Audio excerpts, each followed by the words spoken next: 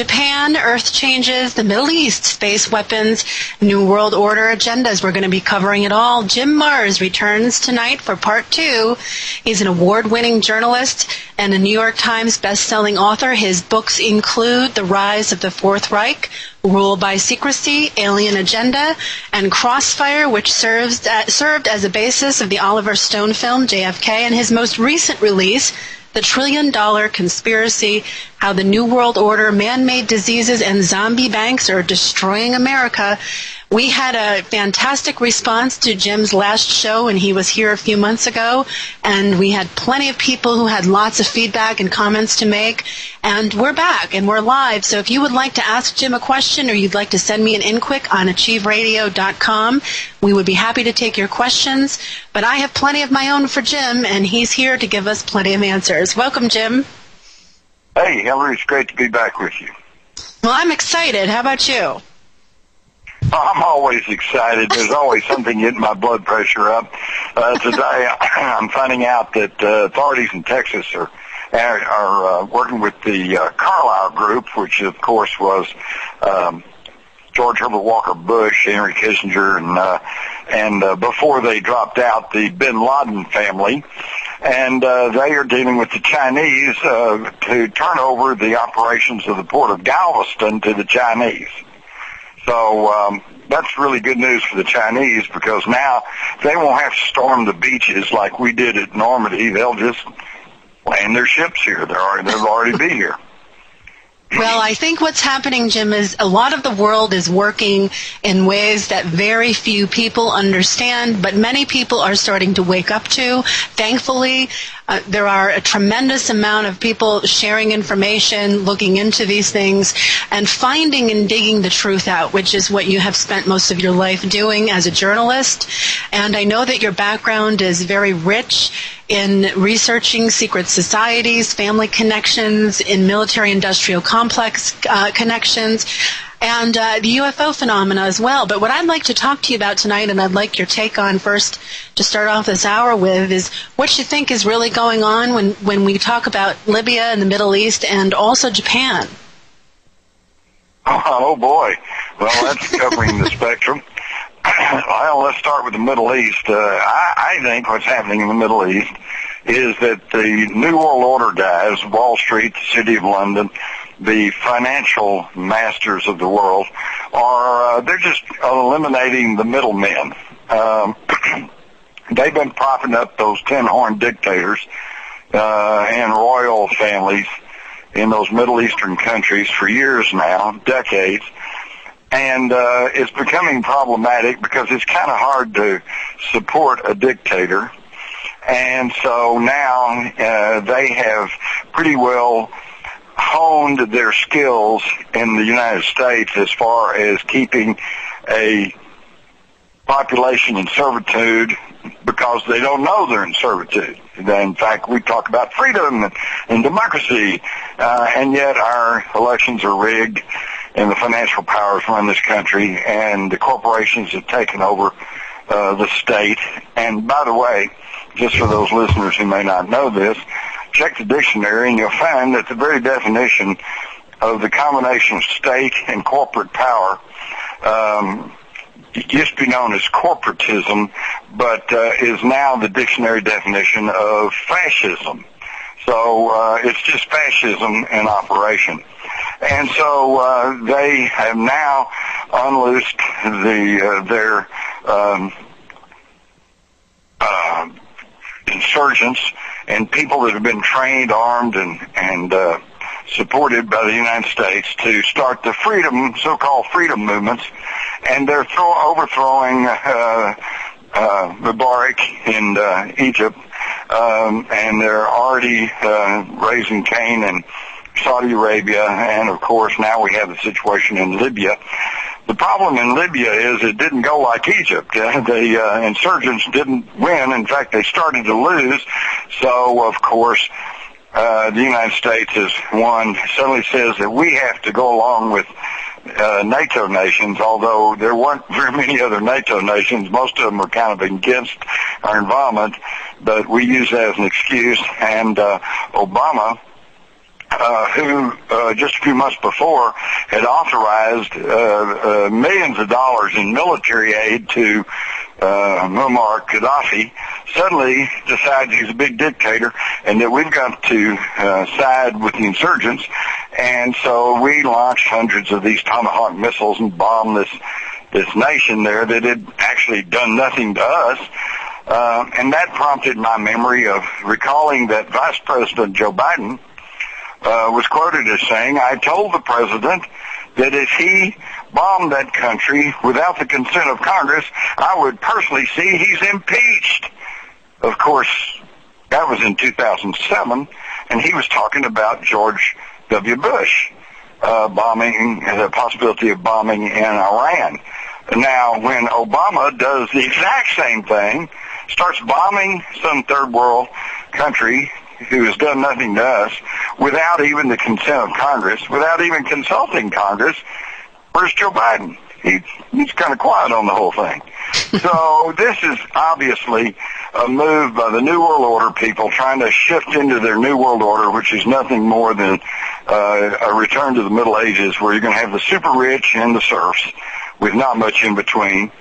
And that's why they're eliminating their costly and hard to support middlemen in these countries and just going for, well, for instance, in Egypt, when Mubarak was bounced, they put in a military junta that's running the show, and all these guys are trained and armed and educated in the United States, and they're all probably working with or members of the CIA. So, now we've got direct control over these countries without having to go through these middlemen. I think that's what's happening in the Middle East. By the way, in Libya, there's an interesting sidelight. Other than the oil, which of course is the big prize, is to gain control over the oil-producing countries.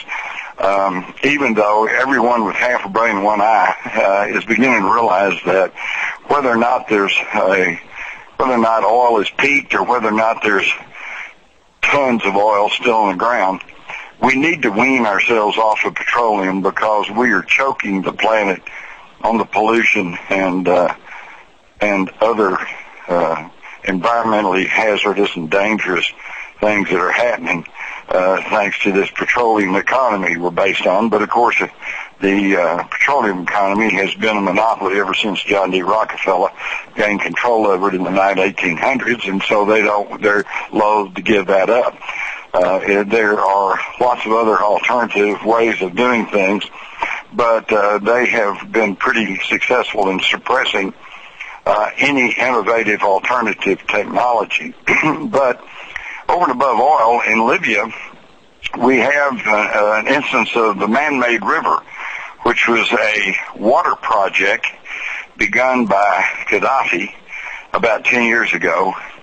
Seems there are 7 huge underground reservoirs of Ice Age, pure, clear water that is in southern Libya. And so he embarked on this project to build these underground conduits, viaducts, to send this water towards the coast so they could irrigate and turn the country into a self-sustaining agriculture industry. And then, not to mention the fact that he would have all this water at his disposal to sell to Europe, which, in addition to probably making Gaddafi a very, very rich person, would give him significant control, or give him control over a significant portion of the world's potable water supply. And this, again, goes against the desires of the multinational corporations because for anyone who's been paying attention, Coca-Cola, Perrier, Nestle, and other corporate giant multinationals have been working very hard in recent years to get a total monopoly on water. So that if you want to drink water, you're going to have to buy it from them. And even now, most people, because of the fluoridation of the water and because of the pollution that's found in a lot of the city water, they are now buying bottled water. When I was a kid, if you try to sell somebody, here, I'm going to sell you a bottle of water, they would have laughed at you. Nobody bought water. We drank water out of garden hoses, okay? But they've been setting the whole thing up to where they're going to control the water supply. And then whoever controls the water, just like whoever controls the food, will control all the people. And if Gaddafi suddenly ended up with all of this water, that would be a big monkey wrench in the works. Not to mention the fact that Gaddafi did all this without the beneficence, the approval, or taking the interest-bearing loans from the international bankers. Oh, there's something important. Yeah, that's the same thing Hitler did and got him in trouble too, you know. Mm-hmm. So, and of course in the United States, the two U.S. presidents that's tried to bypass the international bankers and simply issue their own interest-free money were Abraham Lincoln with his greenbacks that financed the war between the states, and John F. Kennedy, who in June of 1963 ordered $4.2 billion in currency issued not through the interest-bearing Federal Reserve System of private banks, but through the Treasury Department of the United States. Money wasn't worth any more or less, but we didn't have to pay interest on it. And I don't think that it's just a coincidence that both Kennedy and Lincoln were shot in the head in public. And I don't think it's a coincidence that there were more than 25 assassination attempts on Hitler. And I don't think it's just a coincidence that Gaddafi now is suddenly the bad guy, and the countries that are dominated by the Bank of England and the Federal Reserve System are now bombing him. Did we see the same thing in Iraq, Jim? Oh, yeah, exactly. That was the same thing. Saddam Hussein was just getting a little big for his britches, costing, impacting the profit line. And besides that, he was talking about going off the U.S. dollar as his petroleum trading basis and turning to the euro, which is gold-based. Well, see, then he was again attacking the bedrock of the wealth of these bankers. So that got him in big trouble too, and he didn't last very long. So that's what's happening in the Middle East as they try to consolidate their grip on and create their new world order. Now, the Japan thing is a different deal. Jim, before we go into Japan, I just want to ask you one more question associated with the Middle East. In 2007, you had given an interview with Heinrich Pelgrim on Red Ice Radio, and you had mentioned an interesting connection, which I think I'd like you to touch on a few minutes before we switch topics.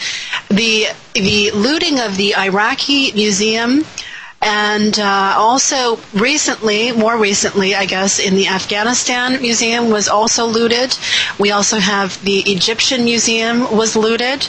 And I'm wondering if you could talk a little bit about what you feel is actually being looked for within these museums.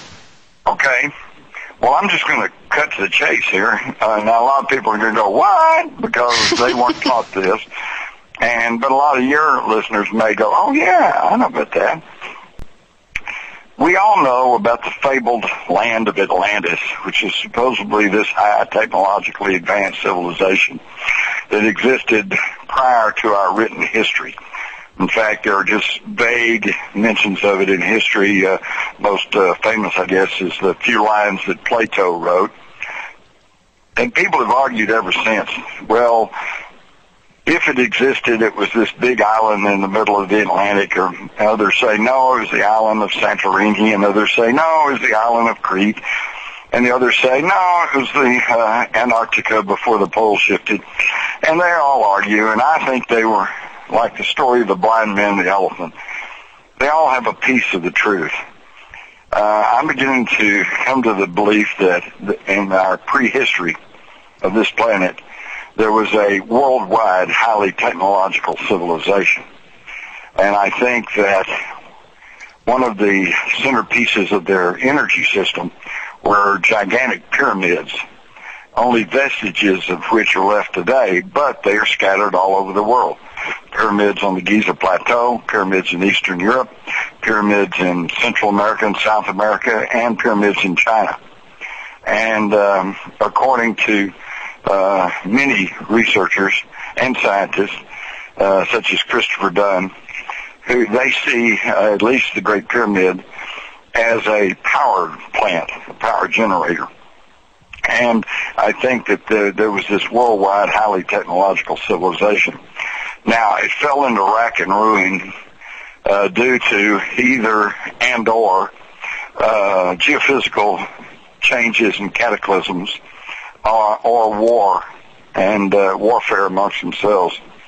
And almost everything was upset, obliterated, and we just have vestiges of it left all around the world. I could go down a whole long list, such as the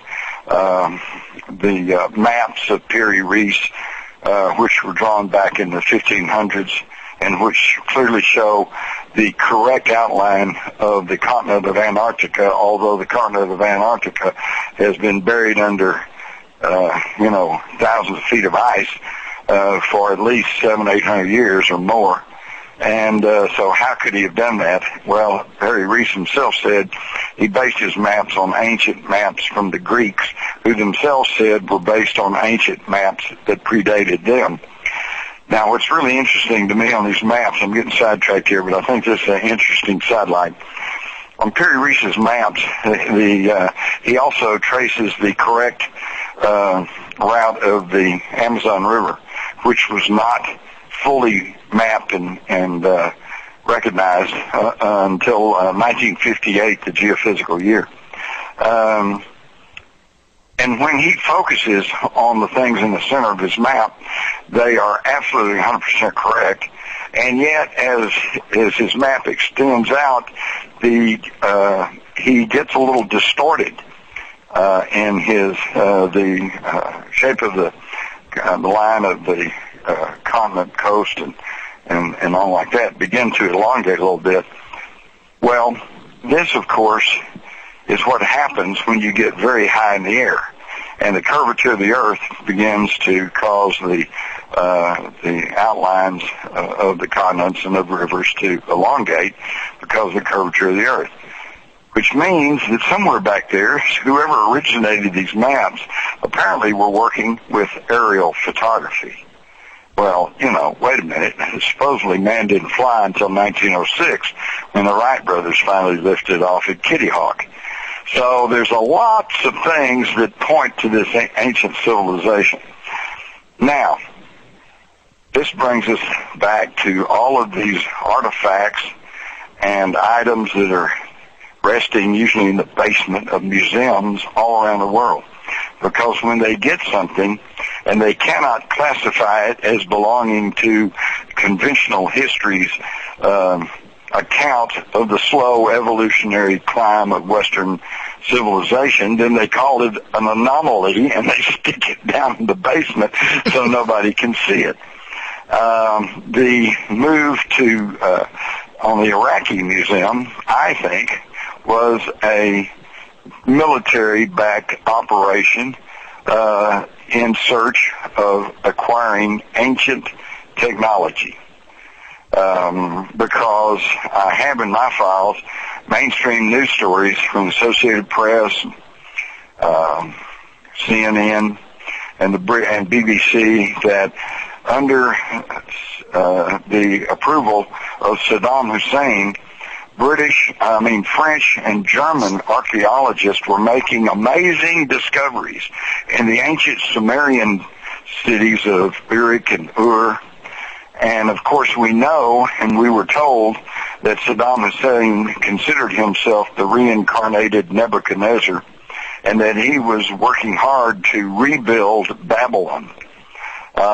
And so obviously he had an intense interest in that period and in the technology that might have been available at that period. For example, we have the Baghdad battery, which lay around the British Museum for a long time.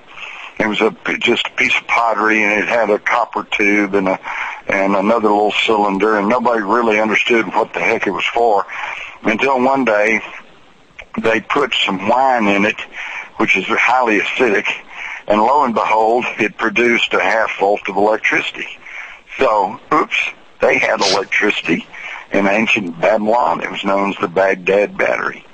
And so I think this is an attempt to grab future technology from the past. And we can see evidences of this technology in the Bible. For example, you've got the story of King Nebuchadnezzar, who built a structure of gold. Now, the Bible translators, because they didn't understand energy fields or quantum mechanics or quantum physics, they called it a fiery furnace, although the way they described it, it was a structure, and they give all the dimensions, and it was made out of gold, which is a highly conductive metal. And once he had this structure completed, it created an energy field, and when his people would go in there, it killed them. They died. So he went down to Palestine and found the 3 Hebrew priests, Shadrach, Meshach, and Abednego, brought them to Babylon and said, make it work, because apparently they had some of the knowledge that had been passed down through Abraham from ancient Mesopotamia, because Abraham, who is the patriarch of not only the Hebrews, but also the Palestinian Arabs, which is pretty wild, because now they're fighting tooth and toenail, and actually they're cousins, okay? They're all racially connected, and they all both of them trace back to Abraham. And Abraham, according to the Bible, came from Ur of Chaldea. Well, Chaldea was simply the ancient term for Mesopotamia. So Abraham was not a Hebrew, and he was not a Semite. He was a Sumerian.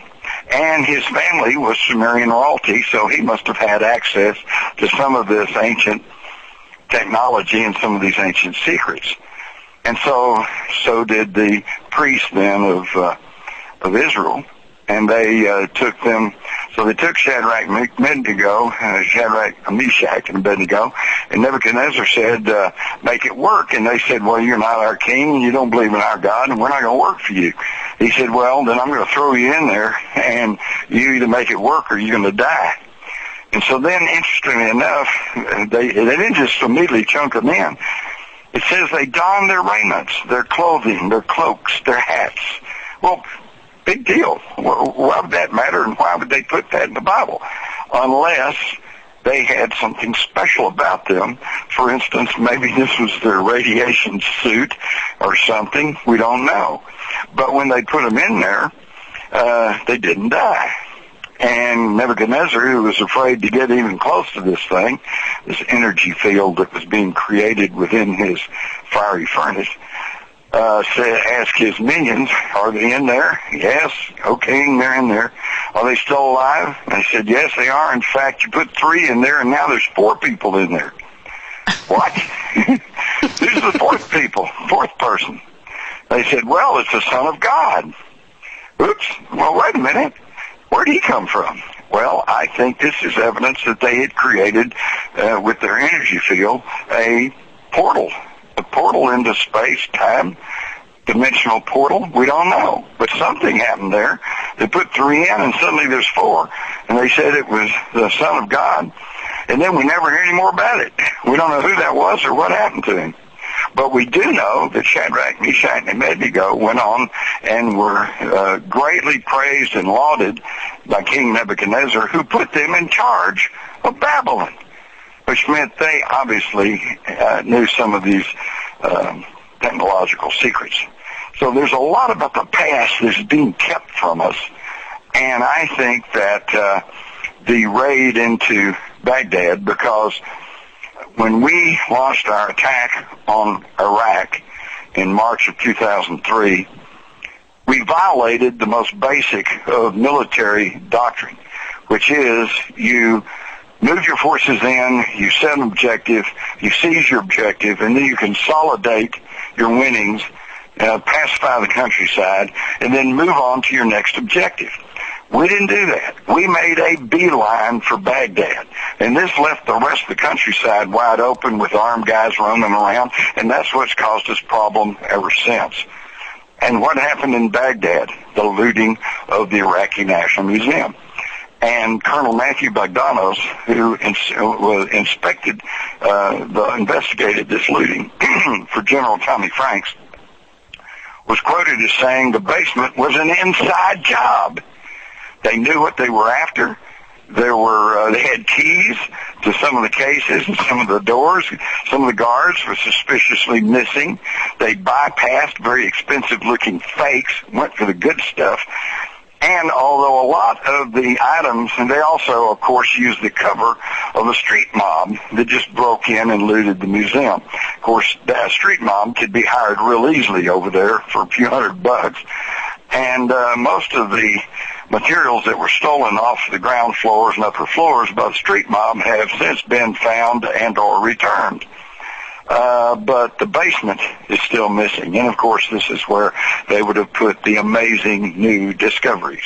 So I think we're looking at something kind of akin to the movie Stargate, where they found some sort of ancient technology, was placed it in the basement of the Iraqi National Museum, and somebody in the Western world decided they needed to get their hands on that technology, and that's why just all of a sudden, using 9/11, the attacks of 9/11 as a pretext, we invaded Iraq, even though a little later, President George W. Bush himself, on more than one occasion, frankly admitted that Iraq had nothing to do with the attacks of 9/11. So we're looking at an interesting scenario that people are starting to wake up to in the searching and reality of ancient technology that actually shows us how to build stargates and manipulate energy at the subatomic level, yes? Right. And so do you think that what we're really fighting then out on the world stage, or what really is conducting all of these coordinated efforts into different countries, has to do with that also? Well, if you back off and look at everything we've discussed since the beginning of the program, I think what you find is there's an effort to find, seize, and suppress any sort of alternative energy sources or technology that might interfere with the monopolies enjoyed by the wealthy ruling elites of this world. So we can have it, but they can't. Is that kind of the attitude of the controlling military-industrial complex? Yeah. Or from the standpoint of the ruling elite, we want it, but you can't have it. So it's an interesting thing when you start to look at this. Now, you had mentioned time travel technology on the interview that you did on Red Ice, and so are we looking really at that as well? That's a very real possibility, because once you learn the secrets of manipulating energy at the atomic and subatomic level, then you are tampering with the basic building blocks of the universe, including dimensional, gravity, time, the whole thing. Quantum physics is beginning to understand that gravity and time are somehow intertwined. This is why in the UFO literature, you find the stories of the UFO comes over and the car engine stops. And then when the UFO goes away, the car engine starts again, and yet you don't ever hear anybody saying, so I put the key back in and turned on the ignition and the car started. No. What it is that when the energy field, which is creating an anti-gravity situation for the UFO craft, when the car comes into the range of that energy field, then the car stops because time within that energy field has stopped. And as a result, those pistons just freeze and lock up. They don't fire. And because time has become meaningless and in fact held in abeyance. And then when the energy field moves away, then the pistons go back to clanging and the engine starts going again. And so this, of course, is leading to the concept of time travel, something that most people, myself included, because I was brought up in the 50s and 60s in the, the scientific age when everything was about rockets and boosters and, things that we can prove and left brain things. And yet, for those of us who have kept our minds open, it seems like that we're getting very, very close to a time when time travel may be reality. In fact, there is a very interesting writer in England called Jenny Randles, who's written a book called Breaking the Time Barrier, The Race to Build the First Time Machine. And it's a very readable book, and she has interviewed some of the top scientists in the world who are actually knowledgeable and working on time. And according to Jenny Randles, we may be within 10 years of developing time travel. Whoa. And of course, if some of these scientists, and if a book is allowed to be published saying that we may be within 10 years of developing time travel, then you can pretty much bet your bottom dollar that in some secret government laboratory deep underground somewhere, they've probably already developed it, because if you hear about a technology today, then the government's probably been working on it for 20 years. What about free energy technology? Are we looking at possibly, whoever's going in and taking these artifacts away, trying to hide the fact that this is a reality, that free energy is a reality, and that we could all be exposed to it and be living with it right now? I think that's the reality. I think that's exactly what's going on. In fact, you can go back and look through history and peel back the rose-colored glasses version, and you find that the suppression of alternative energy goes way back. Rudolf Diesel, who invented the diesel engine, originally designed that engine to run on organic matter, corn, methane, who knows what, anything, just organic matter. But he unfortunately fell overboard crossing the English Channel. And so now, of course, diesel engines all run on compressed petroleum gas.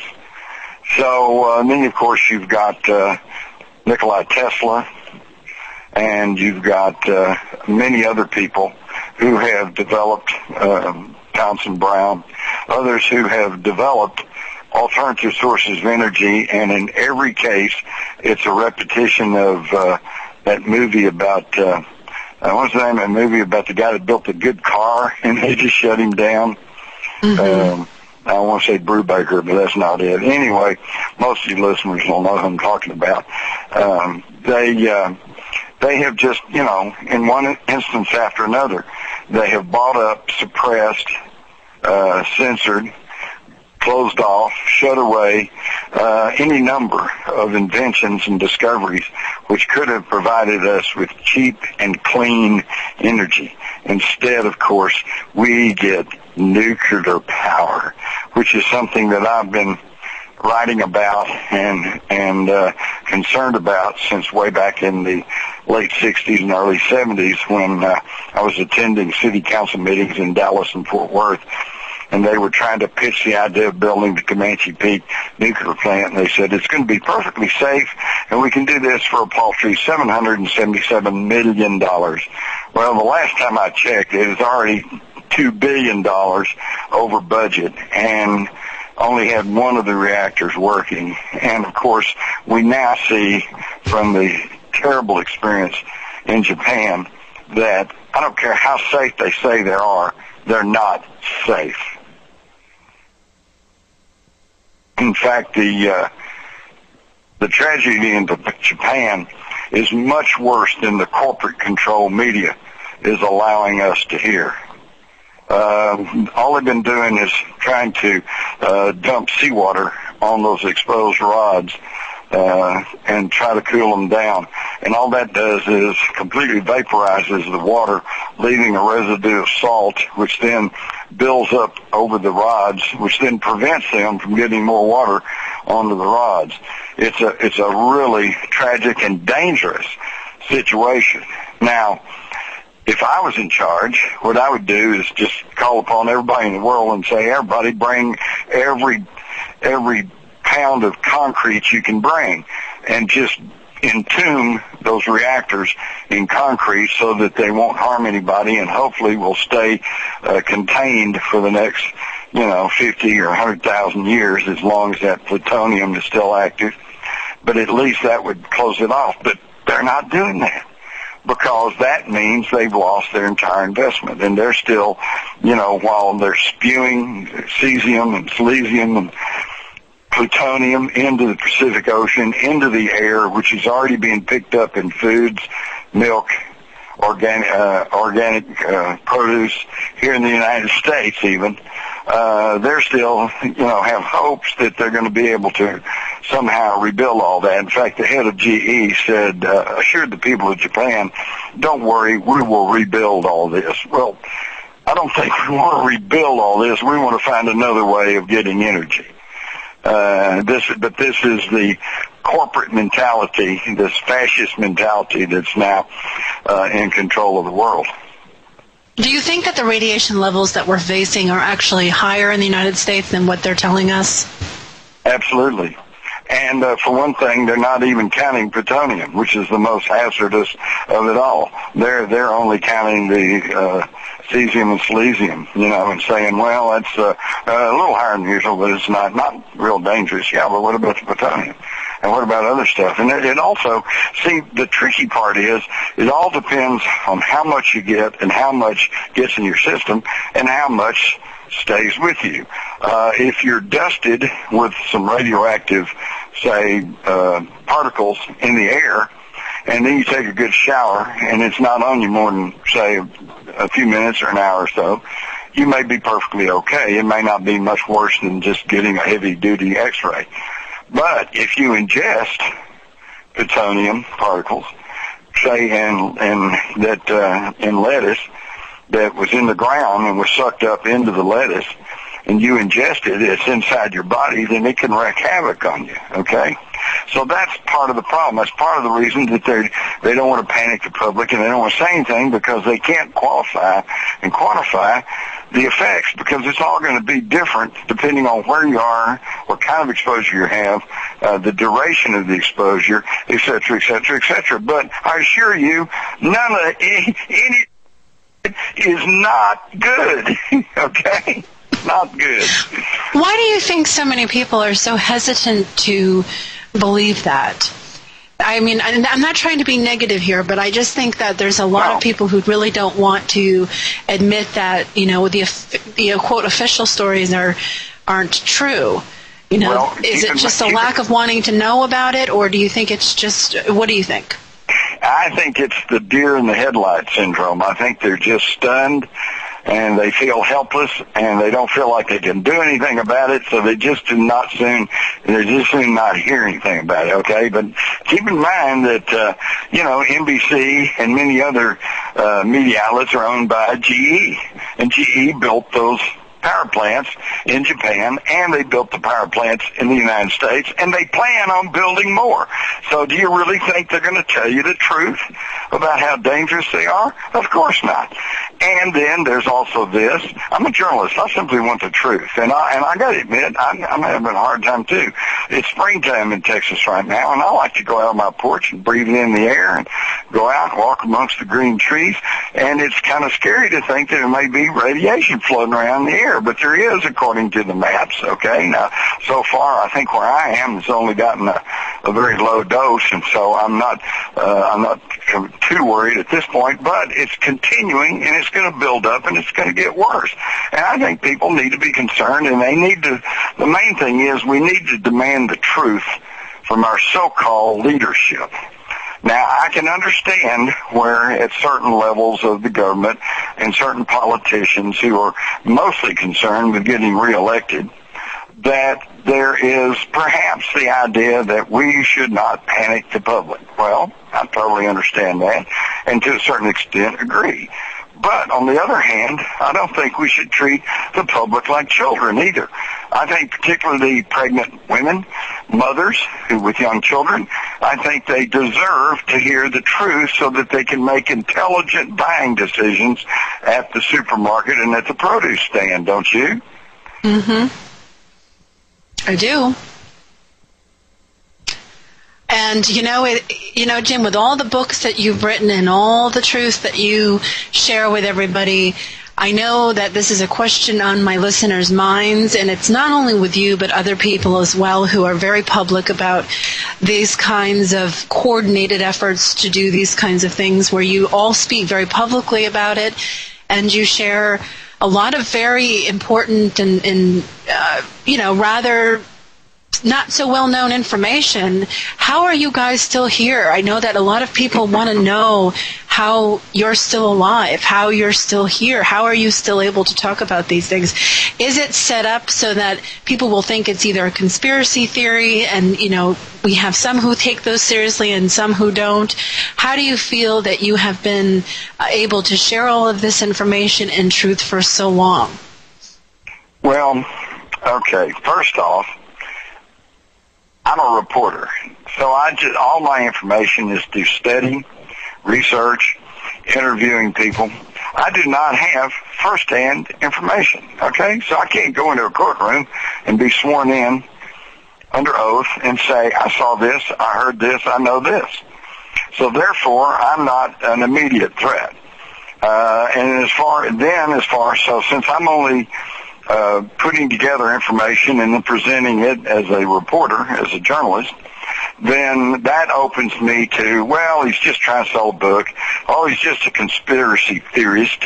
He's just trying to push these kooky ideas, and that allows just me to be marginalized, and they hope that people won't listen to me much. And it is an uphill fight because I'm just one reporter in Texas. And everybody else, and they may hear me say on Hillary's show one night, but then for 24/7 they hear CNN and Fox News. So it's an unequal fight.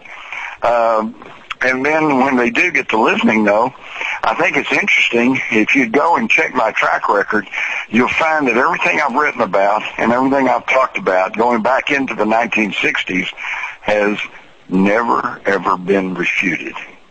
As time goes by, I'm only proved more and more correct. And that's because I don't speak out about things until I feel like I have the truth. And then I try to tell people the truth as I see it. I can be wrong. I can be lied to. I can be the victim of bad information. But when I say something, it's because I genuinely feel like this must be the truth. And as I say, for the most part I haven't been wrong. I said there was a conspiracy to kill Kennedy. Everybody now knows that's true. I said Nixon was a crook. Everybody now knows that was true. That was back at the time. I was almost kicked out of the Lions Club because I wouldn't stand and toast the president because I said, I'm not toasting him, he's a crook. All right? And I said, Vietnam's going to end badly, and I was accused of being unpatriotic. Well, it ended badly. I said, I don't know. I could just go on and on. Yeah, well, you were censored with the new book that you released, weren't you, by the publishers? Yes, but I was actually censored. I mean, my editor flat told me, and this was after I passed the legal review of the book. In other words, there was nothing legally wrong with the book. But I was told by my editor that if I didn't take out certain sections, that he would not publish the book. And the irony of that was that the biggest section I was forced to remove was how the corporate media censors the news. And so I told him, I said, well, you kind of proved my point, didn't you? Which sections of the $1 trillion conspiracy were actually censored? Well, number one, like I said, I had a whole section on the corporate media and how it censors the news, and how that of the 5 major corporations that own virtually everything we see and hear, they have interlocking directorships. So in other words, there's a handful of people that control the 5 corporations, and this handful of people determine everything we see and hear. Okay, so unless you're surfing the internet and looking at alternative information sites, if you're only reading a major metropolitan newspaper and watching mainstream media, and that includes NPR, you're only getting what these 5 corporations want you to hear. And even when they can't totally censor what you hear, they can leave it out. Okay, that's censorship by omission.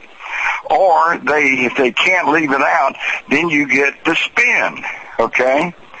Now, for example, at the Lockerbie bombing, Gaddafi was the big bad guy of the Middle East. And then, he did some things, and, well, he's not so bad, he's okay. And then we sent him some war materials, he was okay. Well, then we decided we want his water, and we want him out of the way, so suddenly he's a bad guy. So you get the spin, and the spin just goes round and round, and most people who are too concerned with just, trying to make a living, take care of their family, they aren't aware how this spin changes as we go along. Or if they are, then we're back to your question. They're just, what can we do about it? They just feel like they can't, they're powerless. And yet they're not. Think about this, Hillary, and everyone listening. The United States of America is still a very resource-rich country. We've got gas and oil. Texas, half the oil wells in Texas are capped. If we done cap them with enough oil here in Texas, we'll run the rest of the country for hundreds of years. Not that I think we need to do that because of pollution, but we do have it. It's there. And not to mention the Baccoon field up through North Dakota into Canada, which is untapped virtually and has more oil than anything they've ever found. So oil is not a problem. The problem is that we are not told about all this, and we're not aware of all this. So the United States has lots of resources. We're a very rich country, and we have a reasonably literate workforce. We have people who really would like to work. Most people would like nothing better than to have a satisfying, nice job that pays them enough to have a comfortable living so that they can take care of their family and come home at night, watch a little TV, and be with their family. That's what most people want, and that's not asking too much, okay? And we've got all that. So why, I ask you, are we in $14 trillion in debt? Why are we in such economic straits? Why is gasoline pushing $4 a gallon, likely to go up to $5 a gallon before the end of the summer? Why is the prices in the grocery store going sky high? Why is a pair of shorts at Walmart, which a year ago cost $9, today costs $20? Why are we in such economic straits? And folks, I'll tell you, there's only one reason. Because somewhere, somebody wants it that way. You can go to Jim's website, and you can actually, I do believe you published the censored chapters on your website, Jim. Is that correct? Yes, I did. I placed them on my website. JimMars.com, right? Huh? JimMars.com. Absolutely, JimMars.com. Now, before we get away tonight, I got to add one more somber tone. Last summer, about August, we were told, they finally capped the well in the Gulf of Mexico. And since then, there's really been nothing on the news, has there, to speak of. And it's like, out of sight, out of mind. Well, let me tell you something, folks. Oil is still leaking into the Gulf of Mexico. They did not cap the right well. Plus, they had already cracked the seafloor, and there's oil seeping out. At one point, they frankly admitted there were 6 locations that were leaking oil. They only managed to cap 1. It's still leaking, and why haven't we heard about that? Because contrary to the disinformation, they are still spraying Corexit all over the Gulf of Mexico, which makes all the oil sink to the bottom. So you don't see it a whole lot, although it's beginning to break out in huge places now because they can't keep it covered up forever. And there are people, particularly the people who courageously signed up for cleanup work, who are now dying, not because of oil, but because of the Corexit. And they still will not admit to this or tell you about this. But if you truly care about human life, and particularly human life among your fellow citizens here in the United States, go check and see what's happening in the Gulf states. They're being decimated, and all we hear about is what's happening in Japan and how many bombs we dropped on Libya. It's really It's true. Tonight, actually, Jim, I was watching the news before you and I were talking on the air here, and there was actually a story about the Gulf that came on, and residents from Louisiana and around the Gulf states had actually flown to the shareholders meeting in London.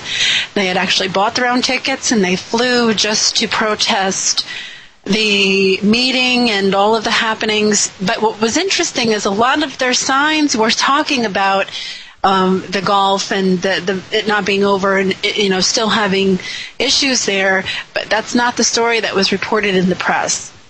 That's not what they were saying. They were not talking about that. They were just talking about the poor people flying over there to complain about PP. Right. They weren't talking about. It made them sound like just dissident demonstrators, right? Yes. Yeah, exactly. Well, this is what happens. This is what happens when people who are aware show up at the G20 meetings and try to say, we don't want the Nazi Bank of International Settlements running our economy.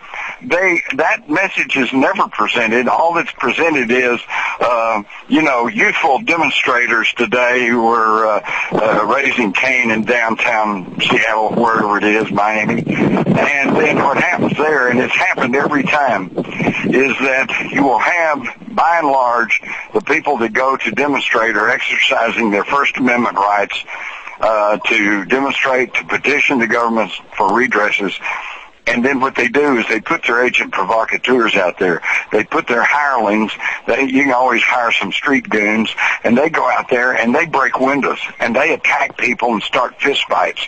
Then they go to the local law enforcement people and say, look, the hooligans are, breaking laws. Send the troops in, and the troops go in. And by then, these guys that are causing the problem have either disappeared or have been whisked away, and they start rounding up the legitimate protesters. This is just, I've seen this happen time after time. This goes back to the 1968 riots in Chicago. That was now been proven to be instigated by the FBI. But, of course, nobody hears that because the media will not report on that. Jim, in closing in the show, we want to leave it on an up note. What do we do? How do we rise above this? How do we survive and thrive within the world that we're facing at today? Okay. I hear this all the time. Well, I'm just one person. What can I do? And I know the feeling because I have that same feeling, and I even have, I can get books published, and I can go make public talks. I can do a little something, but I can understand how the average guy goes, what can I do? Well, you'd be surprised what you can do. You can go and you can begin to try to mobilize at the local level. You can take over your local city council. You can take over your local school board. You can take over your local county commissioners. You can write letters to the media. The media, believe it or not, as controlled as it is, still responds to the public because, after all, they need somebody to buy their papers, somebody to watch their programs, and somebody to build up the numbers that they can present to their advertisers. So, believe it or not, they would listen to you. And if you get a bunch of people and you go to them and say, we want the truth, and quit, we don't want to hear about this anymore, why don't you tell us about this, you might actually start doing some good. I cannot tell you specifically what to do. You're going to have to figure it out for yourself based on your own individual location. But what I can tell you is quit sitting around saying, I'm only one person, what can I do? And just get out and do something. You might be amazed at what you can do. I think if everybody really explores their gifts and what they really can contribute to humanity on a whole, follow your passion, build up your heart, really connect to what it is that you are, whether it is writing books or, gathering people, writing, whatever it is you do, if you just do that and contribute in that way, that will definitely help. That's absolutely Jim, right. And keep remembering there's more of us than there are them. There's more people of good heart on this planet and in this country than there are of this small bunch of psychopaths that want to try to run everybody's life. And so just tell them no. And mobilize, get people with you, and start book reviews clubs and have neighborhood meetings and get some of the books and some of the videos and show them and have a discussion. What do you think about this? Good thing to break them in on is 9/11. People are simply ignoring 9/11 because it's just like the 15 years after the Kennedy assassination. It's just considered impolite to bring that up in decent company. Well, forget that. Invite people in, show them some of the better documentaries, and then ask for their opinion. Say, do you think this is right or wrong? And don't accept, I don't believe that. Because I don't believe that is not a valid argument. If they want to say, well, I think it's this because of this, fine. They're entitled to their opinion. Everybody is. Let's hear that. But let's have some intelligent discussions. None of this, oh, he just says that because he's a Democrat, or he just says that because he's a Republican, or, well, I just don't believe that. That's opinion, which, is great, but the opinions are like noses. Everybody's got one, So, Great words to end by. We are out of time. JimMars.com. The $1 Trillion Conspiracy is his latest book. All of them are available on his website, including those censored chapters, everyone. The truth is out there. You will find it with a grounded sense of love. Good night, everyone. I'm Hillary Raimo. Until next time, namaste.